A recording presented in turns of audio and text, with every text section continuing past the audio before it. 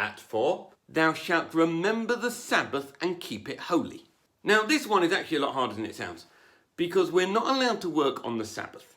And the rabbis say that there are 39 definitions of work, which are quite handy when doing your taxes. And these include planting, ploughing, threshing and winnowing. And if I ever find out what winnowing means, I'm sure I'll realise how much I'm missing out not being able to do it on a Saturday afternoon. And as a result of these rules, there are many things we're not allowed to do on the Sabbath, from turning on light switches to using cell phones. Now, you can ask a non-Jewish neighbour to come in and help you out, but with 3 small conditions.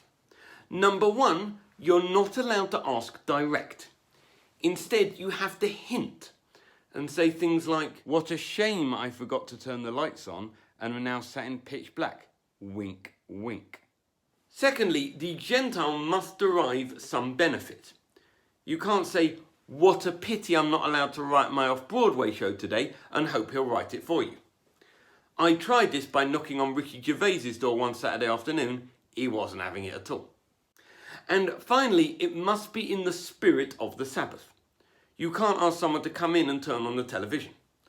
Unless it's to watch The Marvellous Mrs. Maisel, in which case it's compulsory. Interestingly, one Jewish family in Memphis in the 1950s would frequently use their non-Jewish neighbour, a teenage Elvis Presley. And when he moved away, presumably they just used an Elvis impersonator. I guess as upsetting as it was for Elvis to move into Heartbreak Hotel, at least it meant he didn't have to go round to his neighbour's house to constantly turn on their lights. Oh, can you also change the TV to CBS for I Love Lucy? But no more.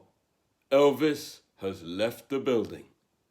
His years as a Shabbos Goy clearly had an impact, because by the end of his life, Elvis was just complaining about his neighbours, eating far too much food, and was obsessed with taking care of business.